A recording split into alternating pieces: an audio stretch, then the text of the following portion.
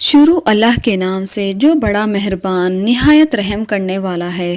کروڑوں درود و سلام حضرت محمد صلی اللہ علیہ وآلہ وسلم پر، آپ کی آل پر، تمام صحابہ کرام پر۔ دنیا کی پہلی خاتون، پہلی بیوی اور تمام انسانوں کی ماں، آپ حضرت آدم علیہ السلام کی زوجہ تھیں۔ روایت ہے کہ جب حضرت آدم علیہ السلام کی تخلیق ہوئی تو تنہا ہونے کے سبب آپ بہت اداس اور بے قرار رہا کرتے تھے۔ ان کی افسردگی اور اضطرابی حالت کو دیکھ کر ایک روز اللہ تعالیٰ نے اس وقت جب حضرت آدم علیہ السلام سو رہے تھے، ان کے بائیں پہلو سے ایک پسلی سے اماں حوا کو پیدا کیا۔ یہ پسلی نکلنے سے حضرت آدم علیہ السلام کو کوئی تکلیف یا دکھ محسوس نہیں ہوا۔ دکھ اور تکلیف نہ ہونے کے سبب علماء کرام کا یہ کہنا ہے کہ اگر ایسا ہونے میں حضرت آدم علیہ السلام کو کسی طرح کی ایذا پہنچتی تو ان کے دل میں بی بی حوا کے لیے ویسی محبت و اپنائیت پیدا نہ ہوتی جیسا کہ ہونی چاہیے تھی۔ گویا کہ میاں بیوی کے باہمی تعلق کو خوشگوار بنانے اور ان میں ہم آہنگی پیدا کرنے کے لیے مرد کو عورت کی تخلیق کا سبب بننے کے باوجود کسی طرح کی تکلیف سے محفوظ رکھا گیا۔ آپ کا نام حوا رکھا گیا اس لیے کہ آپ کو ایک زندہ ہستی سے پیدا کیا گیا تھا۔ حضرت عباس رضی اللہ تعالیٰ عنہ کا خیال ہے کہ آپ کا یہ نام رکھے جانے کی وجہ یہ ہے کہ آپ ہر آدم کی ماں ہیں۔ حق تعالیٰ نے بی بی حوا کے قلب میں خوبصورتی اور خوبصیرتی کو یکجا کر دیا تھا۔ بعد ازاں حضرت آدم علیہ السلام کو نیند سے بیدار کر کے ان کی ملاقات بی بی حوا سے کرائی۔ انہیں دیکھ کر حضرت آدم علیہ السلام نے بے اختیار ان کی طرف اپنا ہاتھ بڑھانا چاہا۔ تب اللہ تعالیٰ کی طرف سے آواز آئی اور فرشتوں نے خبردار کیا اور کہا کہ اسے مت چھوئیں، بے شک یہ آپ کے اوپر حرام ہے جب تک کہ آپ کا نکاح ان سے نہ ہو جائے۔ چنانچہ حضرت آدم علیہ السلام کی درخواست پر ان کا نکاح بی بی حوا سے کر دیا گیا اور دونوں میاں بیوی کو جنت میں رہنے بسنے کی اجازت فرمائی گئی۔ انہیں اجازت دی گئی کہ وہ جنت کے باغوں میں سے جو چاہیں کھائیں، لیکن ایک درخت کے پاس بھٹکنے سے منع کر دیا گیا اور اس کا پھل ان پر حرام قرار دیا گیا۔ شیطان لعین جو کہ حضرت آدم علیہ السلام کی تخلیق سے ہی ان کا دشمن بنا بیٹھا اور ان پر طاق لگائے بیٹھا تھا، ایک روز موقع پا کر وہ جنت میں داخل ہوا اور بی بی حوا کے پاس پہنچا اور انہیں ورغلانے لگا کہ اللہ تعالیٰ آپ کو جنت سے نکالنے کا ارادہ رکھتا ہے، اسی واسطے سے آپ کو اس درخت کا پھل کھانے سے منع کیا ہے، کیونکہ کوئی بھی اس درخت کے پھل کو کھائے گا تو وہ کبھی جنت سے نہیں نکالا جائے گا۔ اس پر بی بی حوا نے ہاتھ بڑھا کر اس درخت سے 3 پھل توڑے، ان میں سے ایک خود کھایا اور 2 حضرت آدم علیہ السلام کی طرف لے گئیں۔ حضرت آدم علیہ السلام نے کہا کہ آپ نے بہتر نہیں کیا، خدا تعالیٰ نے ہمیں اس درخت کھانے سے منع کیا ہے، لیکن بی بی حوا کے مجبور کرنے پر اور ان کی فطری محبت کے ہاتھوں لاچار ہو کر پھل کھا لیا۔ یہ پھل کھاتے ہی آدم علیہ السلام اور بی بی حوا کے آنکھوں پر پڑے ہوئے حجاب اتر گئے، دونوں کی عریانی ایک دوسرے پر عیاں ہوئی۔ وہ ایک دوسرے کو دیکھ کر شرمانے اور منہ چھپانے لگے اور درختوں کے پتے اتار کر اپنی ستر پوشی کرنے لگے۔ بہرحال جو ہونا تھا وہ ہو چکا تھا۔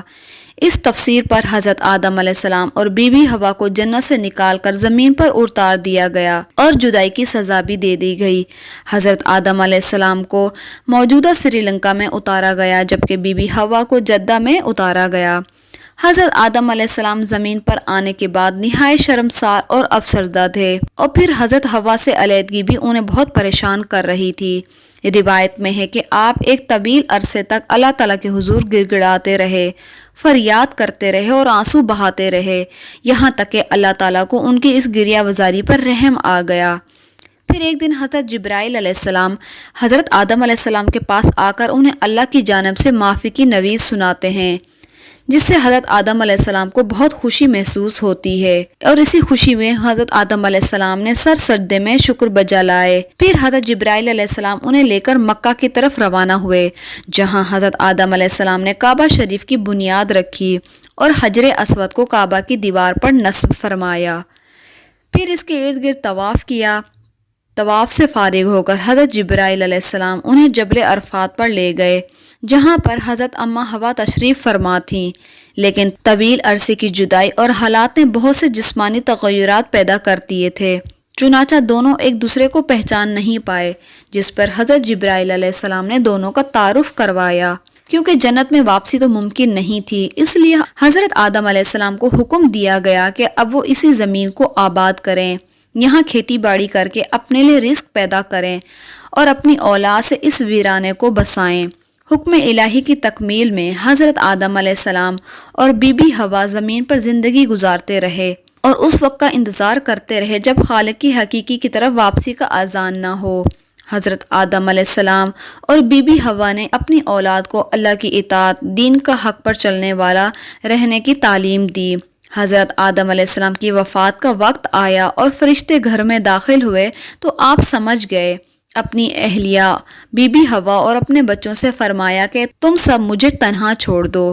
اس کے بعد آپ اللہ تعالیٰ کی حمد و ثنا میں مصروف رہے۔ فرشتوں نے روح قبض کی، پھر غسل دے کر کفن دیا گیا، خوشبو لگائی گئی، قبر کھود کے آپ کو دفنا دیا گیا۔ حضرت جبرائیل علیہ السلام نے ان کے بیٹے حضرت شیس علیہ السلام کو نماز جنازہ پڑھانے کا طریقہ بتایا۔ آپ نے نماز جنازہ پڑھائی۔ عام طور پر تاریخی کتب میں حضرت آدم علیہ السلام کی عمر مبارک 960 سال بیان کی گئی ہے۔ جبل ابو قبیس کی غار میں دفن کیا گیا۔ اسی جبل ابو قبیس کے دامن میں حضرت بی بی آمنہ کا وہ مبارک گھر ہے جہاں پر نبی پاک صلی اللہ علیہ وآلہ وسلم کی ولادت بسعادت ہوئی۔ یہیں پر حضور صلی اللہ علیہ وآلہ وسلم کا بچپن بھی گزرا۔ اسی پہاڑ پر کھڑے ہو کر حضور صلی اللہ علیہ وآلہ وسلم نے چاند کے 2 ٹکڑے کیے تھے۔ یہی وہ پہاڑ ہے جہاں حضرت آدم علیہ السلام ٹھہر گئے تھے اور اسی کے پتھر کو خانہ کعبہ کی تعمیر میں بھی استعمال کیا۔ اسی پہاڑ پر حضرت آدم علیہ السلام کی قبر بنائی گئی۔ ناظرین گرامی، حضرت آدم علیہ السلام کی وفات کے ٹھیک 1 سال کے بعد حضرت بی بی حوا بیمار ہو گئیں۔ جب حضرت حوا بیمار ہوئیں تو آپ کے بیٹے حضرت شیس علیہ السلام سمجھ گئے کہ اب ہماری والدہ کے جانے کا وقت آن پہنچا ہے، کیونکہ اس وقت بیماریوں کا وجود نہیں تھا۔ خیر 10 دن حضرت حوا اسی حالت میں رہیں اور انتہائی کمزور ہو گئیں، یہاں تک کہ آپ بستر پر لیٹ گئیں اور چلنے پھرنے سے بھی قاصر ہو گئیں۔ آپ کی تمام اولاد آپ کے بستر کے گرد جمع ہو گئی۔ پھر حضرت حوا نے سب کو باہر نکال دیا اور تبھی ملک الموت حاضر ہوئے۔ آپ کی روح مبارک قبض کر لی گئی۔ آپ کو جنتی حوروں نے غسل دیا اور آپ کا جنازہ آپ کے بیٹے حضرت شیس علیہ السلام نے پڑھایا۔ جنازے کے بعد حضرت حوا کو حضرت آدم علیہ السلام کے پہلو میں جبل ابو قبیس میں ہی دفن کیا گیا۔ اللہ تعالیٰ راضی ہو حضرت آدم علیہ السلام اور اماں حوا سے اور ان کی تمام اولاد سے۔